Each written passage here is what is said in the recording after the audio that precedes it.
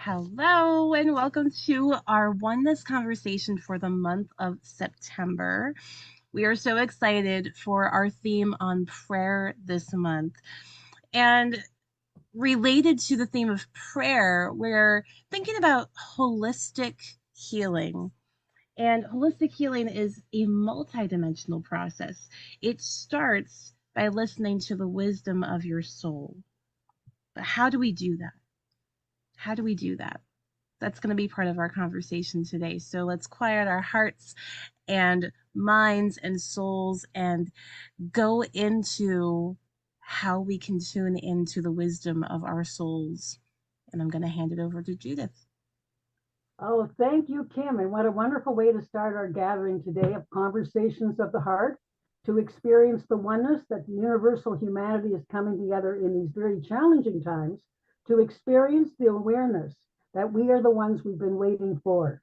So again, I'm Judith Matheson, and I actually co-created many years ago the Heart and Soul Light Center, because that's exactly what we're talking about today. The topic is prayer.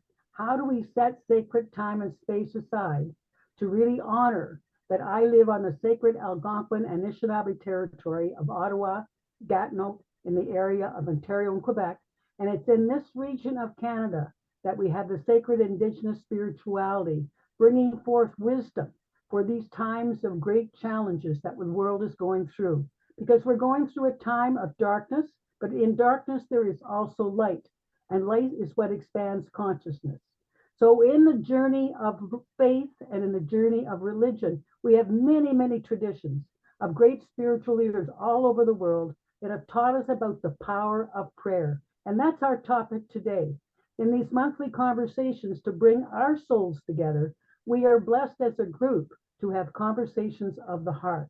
So I welcome everyone listening in today and those that can come into the tape conversations later. We hope that our wisdom that oozes through our inner knowingness to share our journey forward to the always more of living from our full spiritual divine potential is a time in which this planet is inviting us to evolve with her to the always more of being the best we can be from deep inside our core. So Kim, thanks so much for the opening today. And I welcome everyone today. Words are like prayers. And prayers are thoughts that are positive, that emerge from the depth of our own souls. And we're here now today to collectively share what has our week been like, what has our month been like, and how does the power of positive thought and the inner knowing of our intuition give us the guidance from a deeper source that animates us and brings forth the new co-creation of the new universal humanity, connecting through technology, science, and spirituality as we support the children all over the world to know that they will and shall have a life fully worth living because we are the ones we've been waiting to change. And it's for all of us to do that deeper inner work of reflection, otherwise known as creating sacred space for prayer. So Joey, I'd like you to add your words now on prayer and let us know how has your last 4 weeks been in relation to the theme that we're talking about this week. Yeah, thank you, everyone. Lovely to be with you as always. I'm Joey, an emotional healing practitioner. I help my clients to reconnect with their body's innate wisdom and be able to transform and heal any type of emotional difficulties. And over this last month, I've had some prayers over this last year to spend more time with my niece. I'm a new uncle; she's about to be 2 years old, and I was figuring out some travel arrangements for a couple weddings I had outside of the state I live in. And luckily, the airliner had a good deal, so I was able to kind of squeeze in a couple days to visit my niece, and I got like 3 days with her. Which was really helpful for my sister and brother-in-law because it was like a break in the daycare schedule. They had like a week where the daycare assistants essentially take the week off. So they needed some help watching her. So I got to watch her for 3 days straight. She's a toddler. She had just started potty training like the week before. So I came in at a wonderful time. And it was just beautiful to be able to play. I haven't played with a toddler in a very long time, and getting time to connect with my niece when she's a little bit older because I hadn't seen her since she was like 6 months old or so.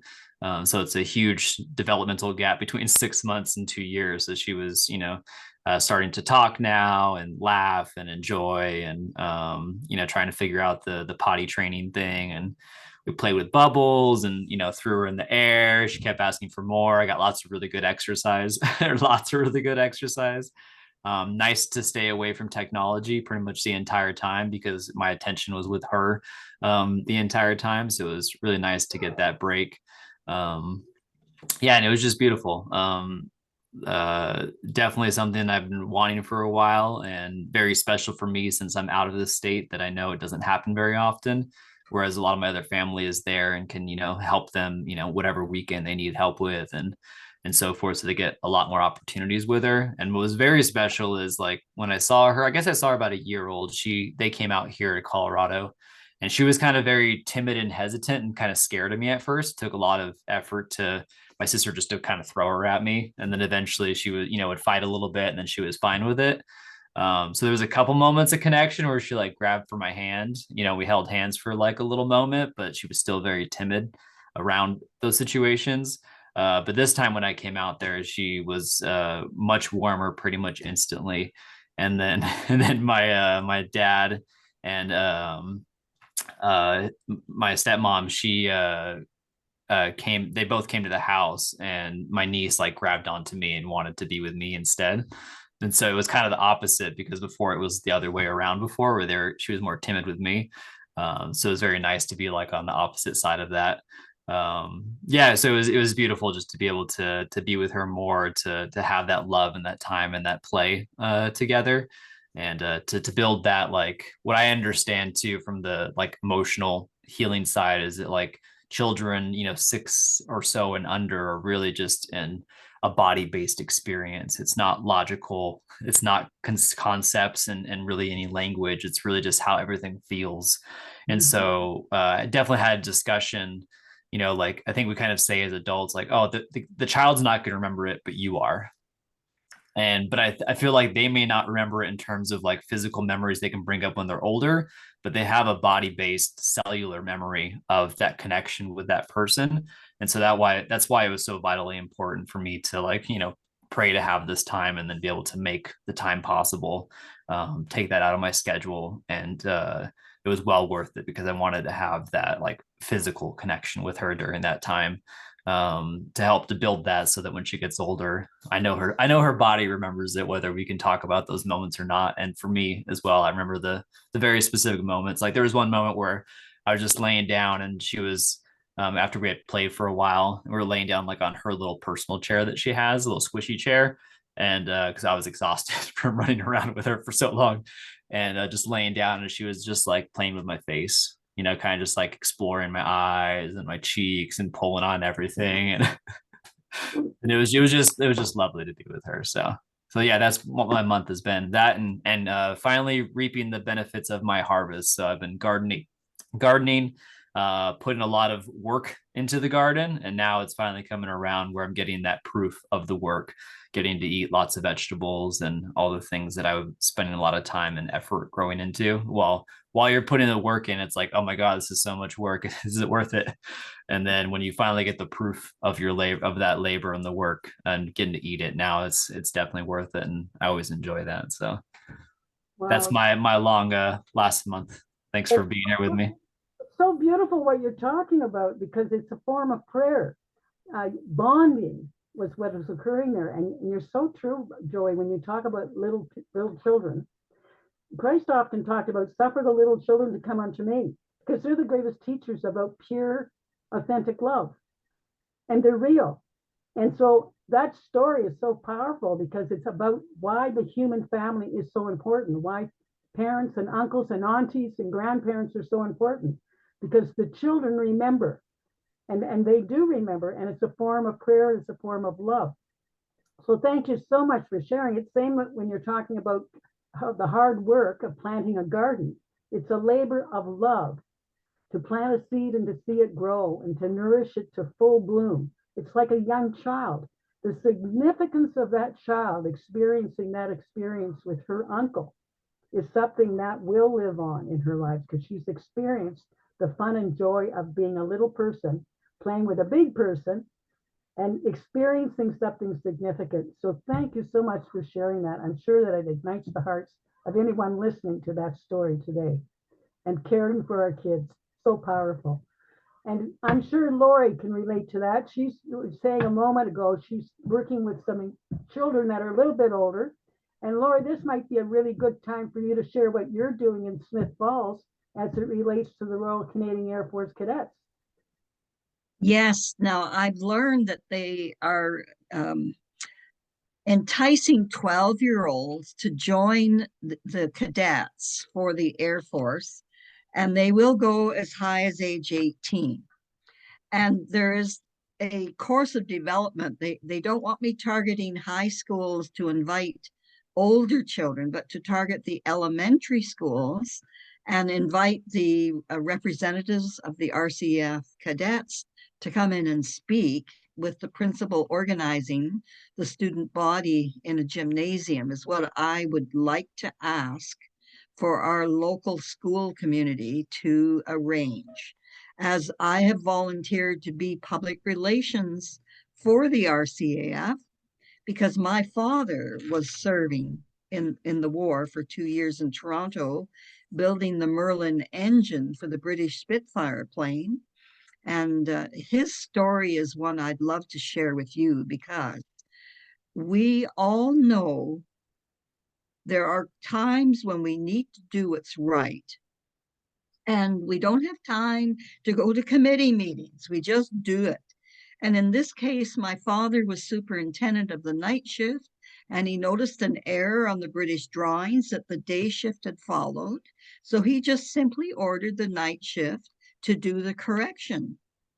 As a result, the Merlin engine that was in the British Spitfire saved the Allies in World War II in bombing Berlin and returning over the English Channel back to England to get more engine oil to go again. So this Merlin engine that my father worked with in the RCAF is, he's a quiet Canadian in the dark of night that did the right thing, that is the real hero. And so You many, know, it affected all those pilots and all the gun runners that are in the back tail of that pilot, of that plane. It was I met a very famous CBC radio announcer that was at 17, one of the gunmen in the back of the Merlin, or the Spitfire planes. So I learn as we go how our forefathers have contributed to our land of freedom and preserve it from the tyrants of today. And so this is why I've decided that I will really put my heart and soul into working with the youth that are part of that organization that connects me to my father, to make my father proud of me when I get to meet him, when I get over the other side of the veil. Now, my contribution to the thought of what prayer life is. I pondered for 6 months, how can I pray unceasingly?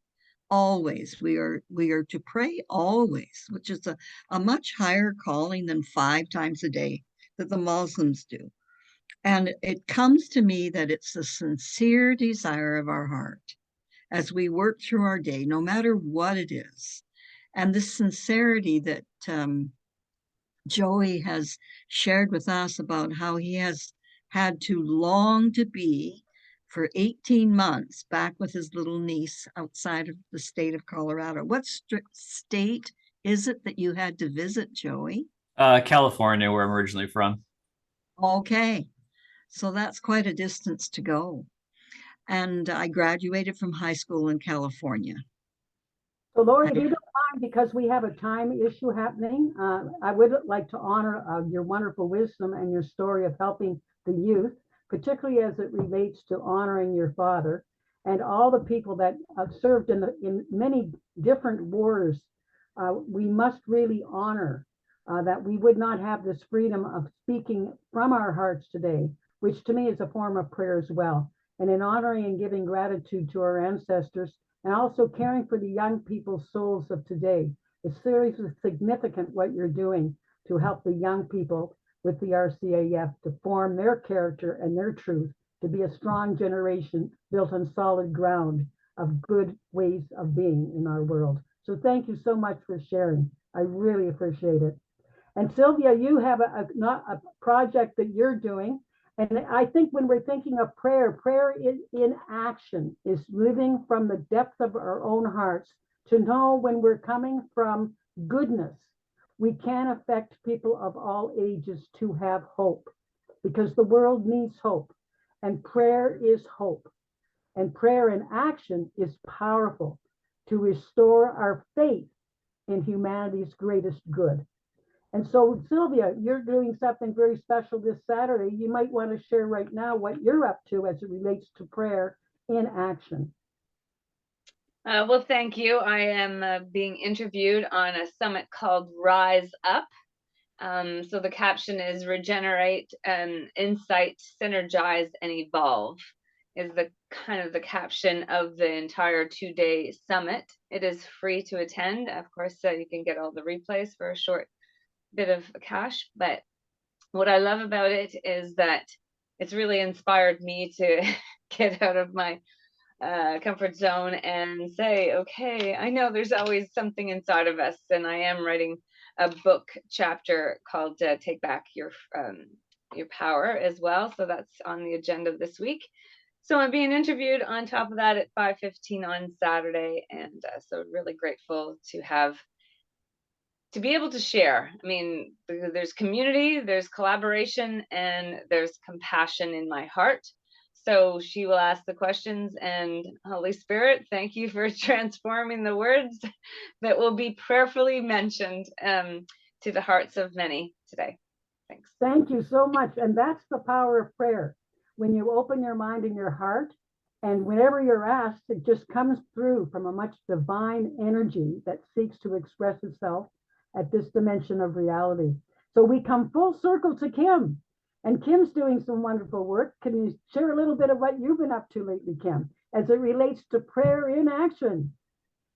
Oh yeah, I've actually had a bit of a busy month. So I recently became certified as an infinite possibilities trainer under Mike Dooley. If you've heard, he's the guy that writes Notes from the Universe, and his tagline is "Thoughts become things. Choose the good ones."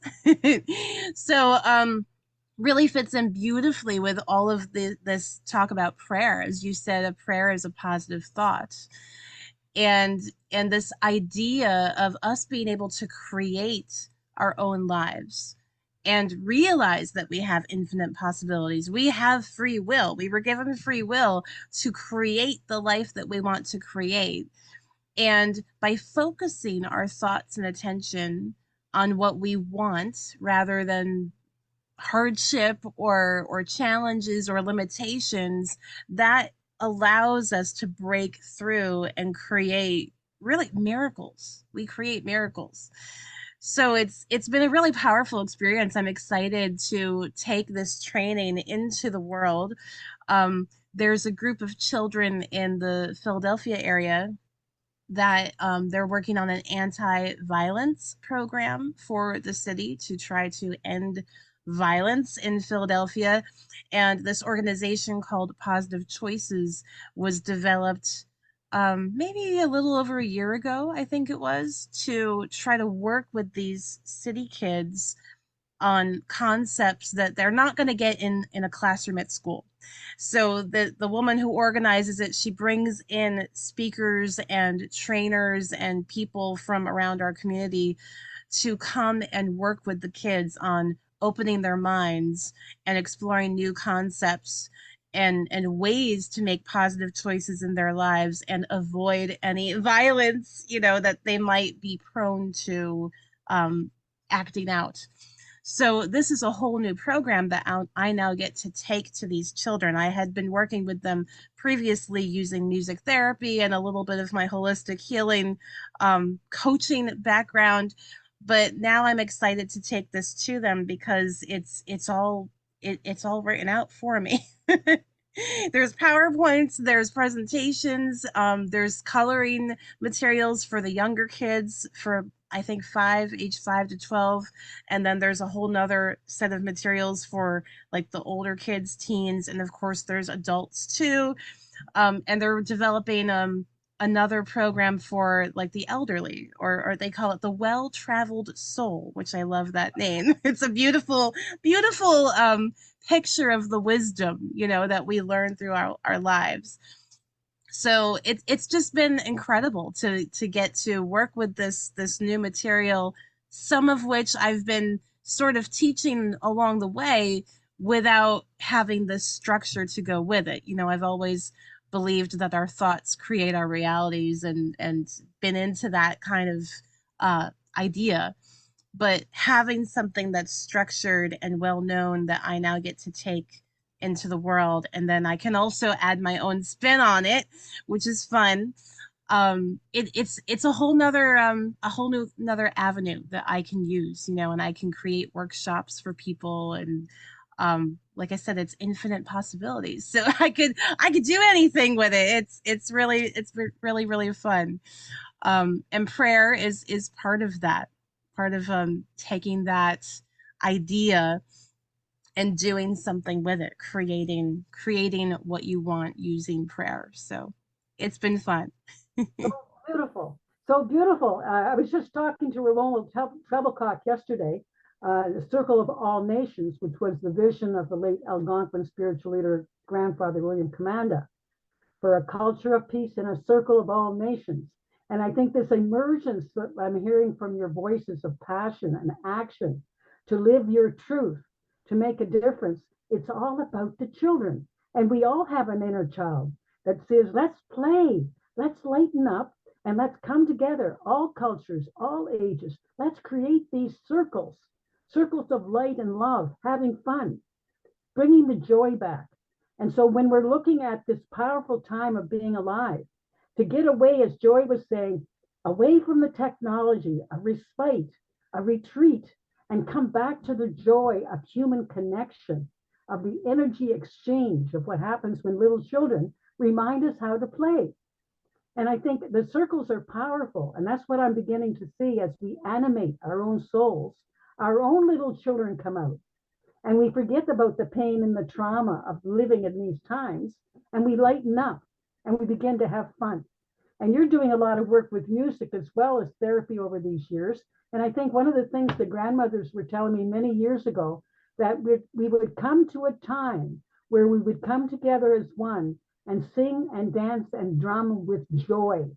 And I think that's what's happening. The children are inviting us to remember how to be that joy, not to give our power away to fear, but to lighten up and bring forth that light energy that brings balance to all the polarity. So as we continue this journey of prayer, we're beginning to see what is emerging. There's different forms of prayer. And what I'm beginning to understand is prayer is an action. It's an action of being a certain way and bringing forth an energy that helps another soul to feel more energized. And Joy, we'll go right back to you full circle, because what you were experiencing was something very special. And those of us privileged to listen to your story, were animated from the joy that you received by sharing the story, but most importantly, to have that experience with your niece. So build upon that, and what's the rest of your journey forward this month as we continue that form of prayer, which is a daily way of beingness, for lack of a better word. Yeah. Yeah, I think just been a busy last month, even outside of spending that time traveling to see my niece. And just I guess I have an upcoming presentation for my Bitcoin bookkeeping side of my business that I do.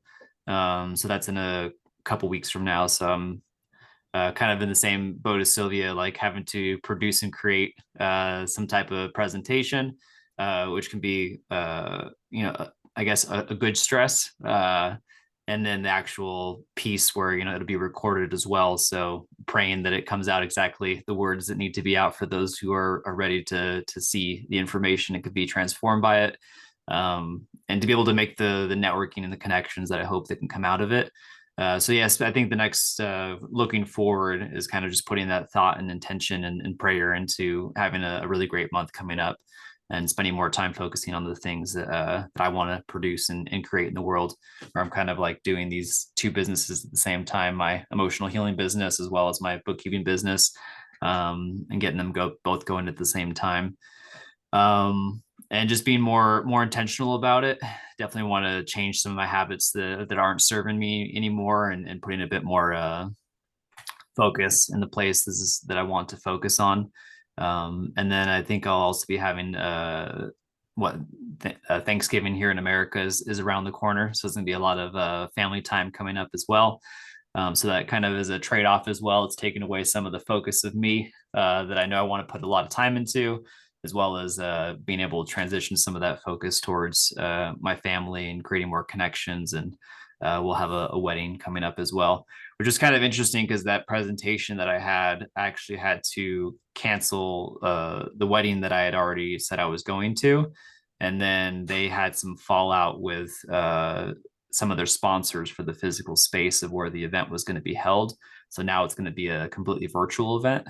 So I'm praying that I'll be able to do both. Where now I can potentially go to the wedding and then also do the presentation. It's still in the works as to when the timing of my presentation will be. But I'm praying that both of those will work out to where I can do both at the same time over the same weekend. It'll be a little hectic, but at the same time, at least I get to do both. I don't miss out on one or the other and get both opportunities. So we'll see how that works out. And that's the power of technology in these times in which we're living. The power of being present and also having technology as a tool that we can use for our highest good. So I really think these are the times. I love your thought around looking at balance and what does it look like as we continue this evolutionary process of discernment. Prayer and discernment go hand in hand. So taking that space to look at what do I want to create in my life. And I loved what Kim was talking about as the well-seasoned traveler.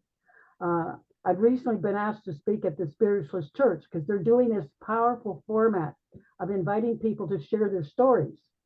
And so they're inviting people to come and speak that they know that are leaders, of which all of you are, because we all have a story. What has brought us to this time in our lives that we realize that the most important prayer that we can have is to live a life in which we are in balance, because we're the ones we're looking to see that are the change. And so I believe in everyday miracles based on the fact that if I'm able to change, I'm the everyday miracle. So as a well-seasoned traveler, I, as an elder, when I'm asked to speak for 10 minutes to tell the story of my life, well, you have almost 8 decades to share in 10 minutes. So I laughed because they came back and said to me, by the way, we're giving you 15 minutes. But as somebody will attest, and Lori as well, I do have a reputation. When I open my mouth, it does flow. So may all the wisdom flow far and wide from all our voices today. And may we be ignited with this power called prayer. Prayer are thoughts, and thoughts are prayers. And Unity Church has a very powerful prayer that they have on their monthly calendar. And today, before we lose track of time, I would like to share with people listening in, and particularly you folks, that this Unity calendar that we're using for our monthly conversations are positive themes that every month we share different topics. And so one of their poet laureates wrote a prayer for protection. And in Unity Church, a lot of people say this prayer as a very powerful affirmation of what we're talking about today, around the times in which we're living. And thoughts are powerful. So the prayer goes like this: the light of God surrounds me, the power of God protects me, the presence of God is in me, and everywhere that I am, God is. So I think it's a very powerful affirmation for all of us today, tomorrow, and in the many new future days to always remember there's a power called love from my perspective, we can call the God or the creator of many names from many traditions, but love is what we're talking about today. And prayer in action is love. And creation is about human beings finding that spark of divine love in the depth of their own souls to touch the lives of each other to make that love bigger, to make that love more powerful. So I guess I would say that if I could get one of you to write that down and put it up later, we could probably put it on later, because I think it's a powerful prayer for these times, because these are challenging times. And when we look at the world stage, I do believe we all have to be centered and rooted and sending positive thoughts to all our world leaders at this time to be able to make sure that they're living from that higher essence in themselves, not fear and reaction, but love and response. And the same goes for all of us. We're going through a world of trauma and pain, and we want to be sure that we're holding space for the highest good of the children of today, that need to have circles of faith and circles of affirmation and circles of all ages. The well-traveled ones need to be in those circles as well. We need to be holding the space for the future generations. And so you younger ones, you adults that are bringing forth these beautiful new souls and children, you're the ones that are nurturing them. The mothers, the fathers, the aunts, the uncles, the grandparents, we're all part of this one human family, this universal family that's emerging to be the new human being. We're making that transformation now to the lighting of the eighth fire that's been prophesied. So if you'd like to add to that, Kim, let's come full circle to you. You're a wonderful family with 2 young children, and I know there are days where you need more than one of you. So let's come full circle. How does a young parent be able to find that space and joy of time for self so we can be well rooted? That's a great question. um, well, I think the first thing is, as parents, I think prayer and parenting go together. You can't really parent without prayer. I can't tell you how many times I'm praying any little thing. I'll pray, please stay asleep for the baby, please stay asleep until after the alarm goes off. Or when my daughter runs out to the bus, please look both ways before you cross. All of the things that we pray for the safety of our children. But as you're talking about unity and bringing people together in community, there is a saying, which I'm sure many of us have heard, that it takes a village. And that's true. It really takes a village to raise a child. So all of the single parents out there that are thinking that they have to do it by themselves, you're not meant to do it by yourself. You're just not. And if you don't have family in your circle or nearby, find a neighbor, make a friend, go to a church. I mean, there's infinite possibilities. There's always someone available who can give you a little bit of support. As an example, there was a woman at our church who is a new grandmother. Actually, she became a new grandmother 5 days before we had Abby.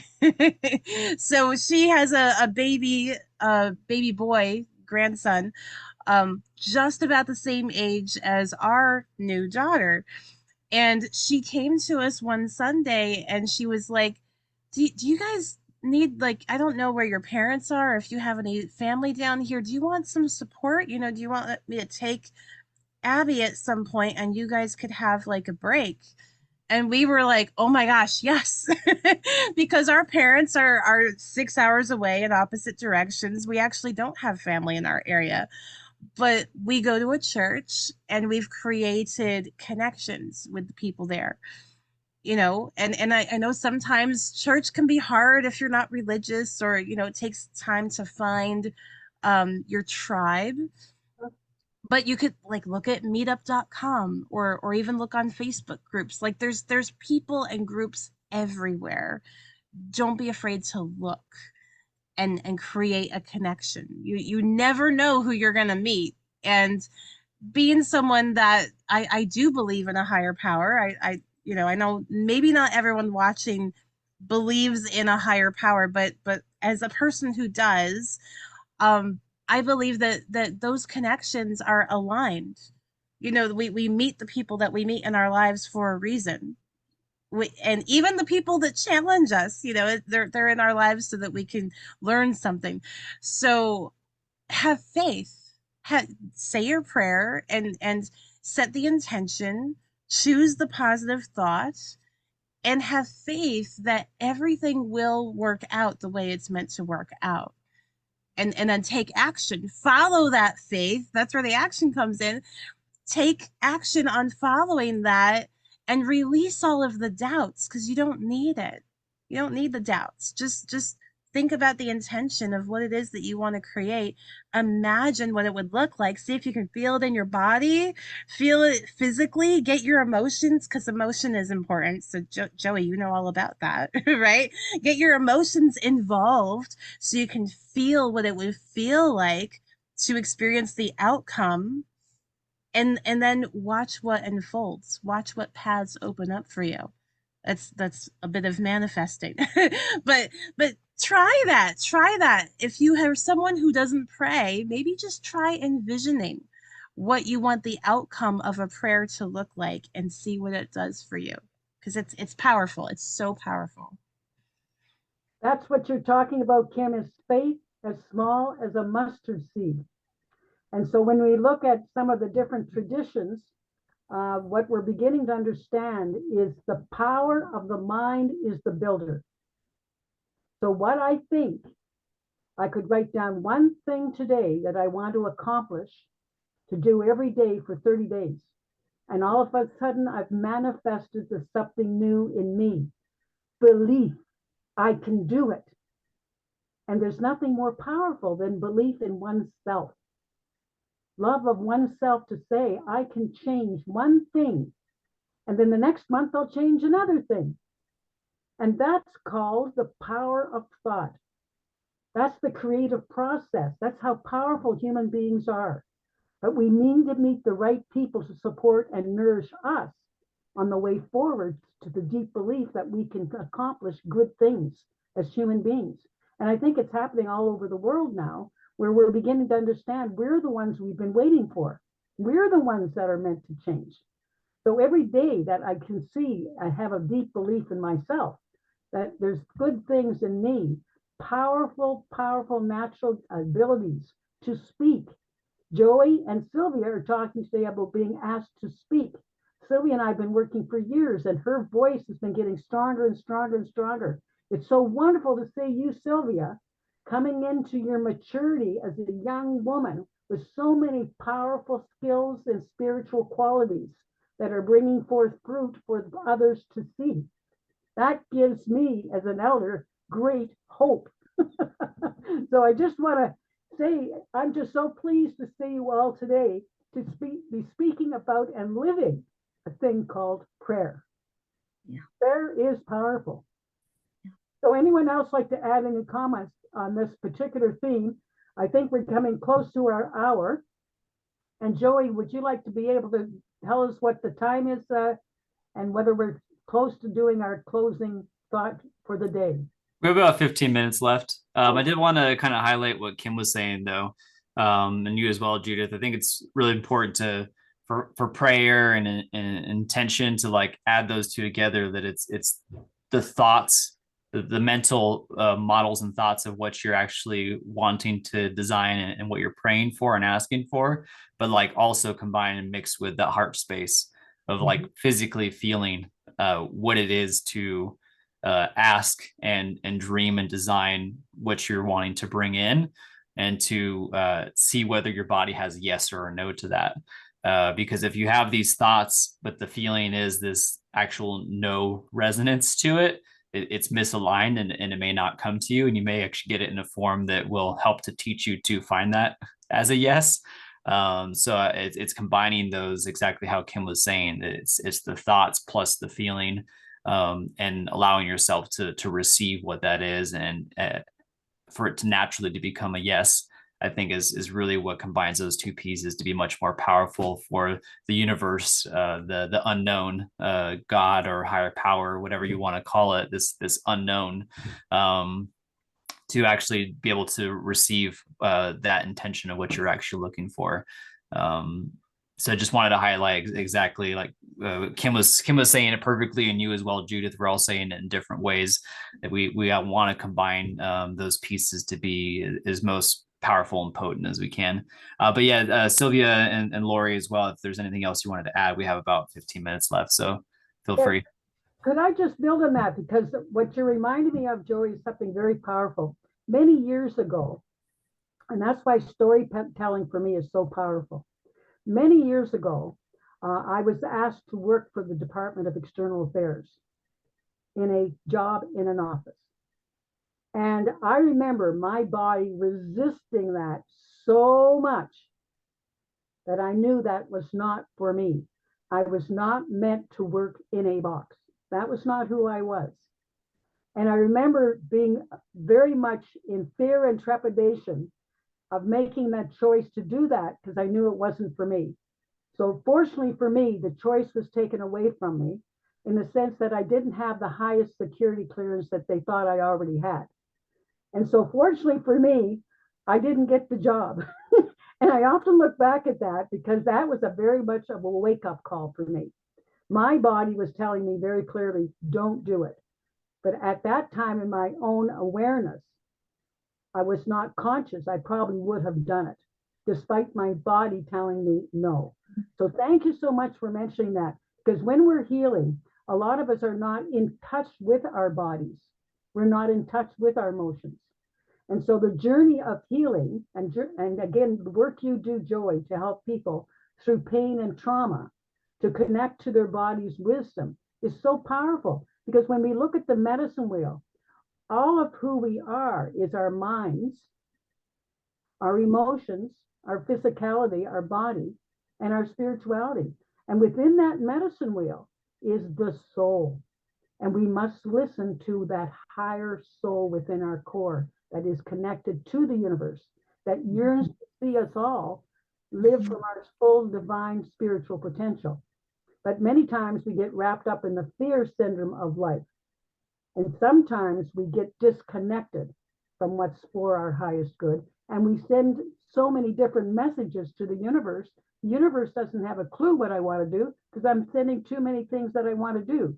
So my sense is taking that time and space that Kim's talking about.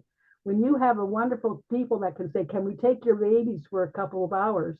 You and your partner have time and space to get reconnected to being parents of today, going through great challenges.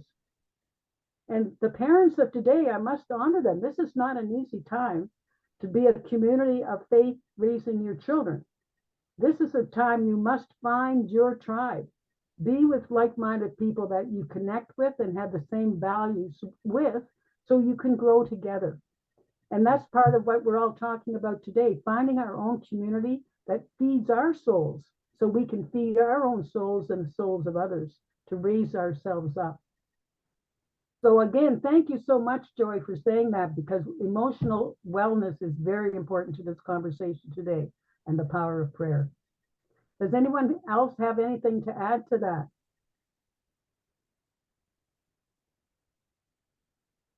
Well, prayer to me is talking to the highest, most high God, who for me has a face and a beard, like we're made in his image. And meditation is listening. So the balance between prayer and meditation is something that we should be addressing at the spiritual level of holistic living. And this reciprocal engagement we have with this highest power that speaks to us in so many ways. And I love hearing the testimonies of how people are guided and how they listen to their body, which is where the soul is the attitude or that which we intend when we have a prayer. I really appreciate the language which each of you have expressed today. I've been making notes, and Judith, you mentioned noble questions. The book that I'm working on in interfaith studies, half of it is all about questions. I've never put the word noble in front of questions. So you know what I'm going to be doing. I'm going to be editing my book and putting in noble questions. This is really important because it begins an engagement with people that have been thoughtfully considering many issues in their life, and with children in the family, in the neighborhood, at work, at school, or in the grocery store, or wherever we see a child, and having that opportunity to bend down and say hello. Or a little child coming up. I had a 3-year-old come up to me in Smith Falls one day in the summer, and he wanted to give me a hug. And I asked the mother, "Is this okay? Can he give me a hug?" And it was just like the children are so, when they're in a loving family, that's all they know is how to love, even the strangers. I mean, this was wonderful. I love where I live. What I love about your story, and what I love about telling stories, that you can build on the story. Just yesterday, I delivered a package to a friend, and a mother and a young child were coming in front of the car that I had just gotten into. And so I purposely said, "You guys go ahead." And so as they passed my car, I'm in my driver's seat, and the young girl put up her hand, and she and I high-fived each other. Complete strangers. The children are so natural. And I mean, hey, I mean, really and truly, the children are the teachers. I really must say, the young ones, and you look at a newborn child, and you look at any beautiful soul that's real to themselves, they're reminding us of our own inner child. Our own little child wants to come out and play as well and lighten up. And it's time, it's a light time, despite the darkness, it's a time for lightening up. So it really is, despite these challenging times, there are moments of grace. Don't you love that? Moments of grace. Take them, wrap them up around you, and go out into the world with joy. That's what prayer is all about. Anyone else like to build on that? Sylvia, you look your Well, I will say that I have got to a point that in the anxiousness or the hurt, that is my opportunity to realize that there is a sure sign that either I'm not giving myself the grace, or there needs to be more love in my heart for myself. So I mean, all these people that have stirred me in the past, of course, I'm going to say put it all behind me. But learn from that. And my willingness to forgive is certainly some of the highlights of the past few months. Yes, yes. So if I'm willing to be restored, I'm renewed, and grace is upon me each and every moment. And thank you for bringing up that powerful word, forgiveness. I often think of the Christ when he was teaching, and Jesus said, "Suffer the little children to come unto me." And at the end of his life, as we know it, he said, "Forgive them, for they know not what they do." And so we all have wounded children. Life is not easy. Life can be darn hard, and being human is really hard. So forgiveness is powerful. And that is prayer, the most profound prayer for ourselves, because we're doing the best we can do, and that's good enough. Yeah. So it can either be a curse or a blessing to be a beacon of light. And there's nothing, because it shows all the shit. Well, that's why I'm a shift disturber. So Judith, I've taken claim that I'm going to call myself a life shift facilitator, because I've been through the shit myself. So I'm helping other people shift through that too. And may all that shift be the greatest fertilizer we can give for each other. Yeah. Yeah. Yeah. In medicine, the most powerful message is the humor. If we can laugh at something that's deeply hurtful, Sylvia, it shows how far you're going, my girl. You're laughing. And that's the key. When you've been deeply hurt, you can laugh. It shows we're moving on, folks. Yeah. That's Oh, yes. Yes. Yeah. I remember 2 years of real turmoil in my own self-image as a teenager. And a day I was with a very loving family, I ended up laughing for the first time in 2 years. And I just I was standing on their doorstep saying goodbye. And I was laughing and laughing and laughing. Like it was their smile turned to concern. And I had to explain, I have not laughed for 2 years. Like this is so good to laugh. That's lovely, Lori. Laughing, like we're saying, is such medicine. It reminds me of when I was with my niece, that like just the giggles of a 2-year-old, Yeah. one and Yeah. a 1 3/4-year-old, just Yeah. like constant like giggling and laughing all the time. She knows a little bit of sign language, so this means more. So when I was putting her Oh, up in the air, like she had this like just moment of like sadness when I stopped because I was tired. I got like just so many times up in the air, I was getting, she's a little medicine ball, right? Like just little medicine ball of weight throwing up. And she'd look at me like, more, more, more. She didn't know many words, but that was the one that just more, more. And we just have to just constant just joy and laughter. My cheeks would like hurt afterwards. And yeah. that was just part of the medicine to like connect in that way, to have this moment of play and tons and tons and tons of giggles and giggles and laughter and laughter. And it's like we don't always get that with adults. And I think this conversation is reminding me to inject our playful childness into relationships with adults. Thank you. Thank you. That you're reminding me as well with having this moment of this time with this family that like we can bring to others as well. Sometimes I try to inject hugs into people that want to do handshakes instead. So Oh, yeah. I'll ask him like, "Oh, can we do a hug instead?" Or like as if I didn't realize that the social cue was a handshake, and instead I go for a hug. It's like, why not? Especially for guy to guy too. That's even a harder thing socially to sometimes inject into. But I think we can. Well, I like it when a man puts his hand on the shoulder of another man. Uh-huh. Like it's like a half hug. Yeah. Better than a handshake.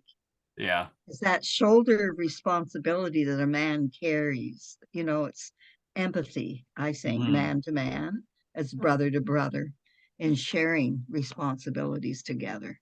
Completely. I think the language of our body says a whole lot. Oh, yeah. I went into the bank the other day, and when my husband had first died, I went to the bank and there was a teller. And when I saw her, she had so much energy emanating around her. I thought, my gosh, she's an angel. Where did she come from? Right? And so I went forward, and it was.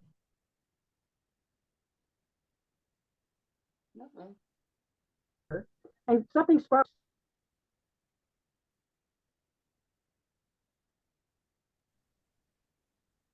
We're all still here, right? I think we lost Judith for a second there.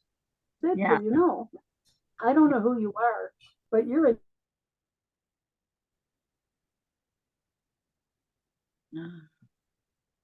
You have to tell her. Yeah. Judith, you're breaking up a bit. It's hard for us to hear you. You keep freezing. Sounds like a great story, though. I'm intrigued. As I was like hanging on every word. Oh, there she is. Okay. Are you there back? We go. Take it from the top. You were seeing a teller. Yeah, bank teller angel. I don't see her. You're on now mute. You're on mute.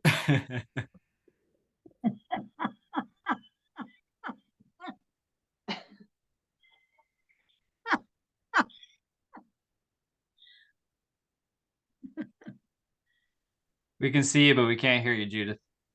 You're on mute. I'm back again. There we go. There you go. My angel from the bank is helping me again. Now, the reason I'm telling this story is I was saying to her, we really should do tape recordings of just you and I talking and that laughter coming through, because laughter is so powerful for healing. It's the greatest medicine. And like you were saying a moment ago, uh, Sylvia, we can laugh despite all the pain of working through our challenges of life. It's so therapeutic for the soul. And really, what's inside us is what's most important, and that's that powerful energy called love. But it needs to be massaged. And in the challenges of life, sometimes life can get very heavy. And so I actually went to the bank this year, and it's been 2 years since I saw her, and they keep changing tellers. And I wondered that when I went to see her, she was serving me again. I said, I think I met you 2 years ago, and we were going to connect, and I never follow up. And she said, you're right. I'm so glad you came in again today. So it was a moment, it's special time of where laughter with a complete stranger can be so therapeutic.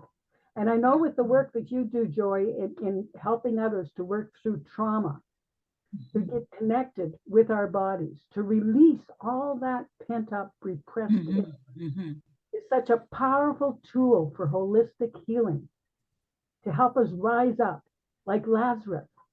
Many years ago, I went to the Holy Land, to the cave of Lazarus. And so these modern day miracles, we don't talk about them anymore, but they are happening every day. Every time we make one simple change in our lives, a simple change in attitude, a simple change in belief that I can and I deserve something better, that triggers an inner knowing, a response of self-love. And there's nothing more powerful than love of self. So would anyone like to build upon that before we come close to our closing today? And I must mention that next month, just so everyone knows, we're going to be going into the power of prayer from this month into the wonderful month of October, which in Canada and many states, we see the beauty of the different seasons. And so our lives also have many seasons. And I love what someone was saying earlier around the time to be alone and to just be one with nature. In that oneness is the greatest healing of connecting to the divine of the all that is. And in all of us is this new cosmology yearning to be born. And that's the beauty from inside to shine without. So the beauty of October is our theme next month. And we'll be looking at beauty and how it relates to all of us. So I'm hoping that we can share with others this powerful time to inspire each other to have this thing called hope. Hope, faith, peace, love, joy. All the attributes of living on a beautiful planet that is inviting us to evolve. Mother Earth, yes, is going through a lot of challenges, but Mother Earth is inviting us, as she heals, that humanity heals as well. There's one thought, I haven't had a chance, but you speak of Mother Earth and this place of grounding ourselves by walking barefoot on Mother Earth, or even lying down on Mother Earth, so that there's no rubber between us and no cement between us. We have to touch Earth. And a surge of energy comes into the body in seconds, and it just bomb blasts all the electrons that heal the body. We need to touch her. So this is called grounding. Lori, thank you for that, because not only do we need to touch her, but she needs us to touch her. Oh. I remember on Victoria Island many years ago, a grandmother from down east, grandmother Earth, grandmother Selena, she was walking with me to a circle, and she said, we sometimes think it's only we that need the energy of this sacred land, but she too needs to know that we care and love her by walking in her bare feet. Ah. So the wisdom of Indigenous people, I'm so blessed to see, and as are we all, that their deep spirituality and their wonderful relationship with the planet, which many of them have not lost, is coming back into the language of many of our own lives right now. To be able to be gentle with ourselves, we must be gentle with Mother Earth herself. She needs to have us sending prayers of positive energy to all the trees, to all the waterways, to all the earth places that are going through great challenges right now. The humans are suffering and the earth is suffering. So when we look at prayer, prayer needs to be positive thoughts that we're going through this change, but we'll all go through it in the highest way possible. I once prayed with a tree at my back, and I could feel the tree helping me to accept, to let go. The strength of that tree, it was an amazing relationship that day. Wow. Yeah. Agreed. I've had a similar, such noble wisdom here, and you to grounding, by touching the earth, and then like Lori's speaking, when you're touching a tree, you're actually rooting in even deeper. And we're about to be closing up here. Kim, just curious if you have any closing thoughts as well, and then we'll wrap up. Well, it's all every time one of you speaks, stuff comes into my mind. So I have a lot, the trees. I often with the trees, just touching them. Sometimes when I'm walking down the trail, I will feel like I need some time to have some peace, get away from the other people on the trail and just be alone. And for me, the best way to do that is to physically touch a tree and then just feel it. Just feel like what happens in your body when you're touching that tree and allowing yourself, it just feels like you're kind of becoming one with the earth. So it's interesting how nature pulls us in like that and kind of holds us. um yeah, it's a really powerful thing.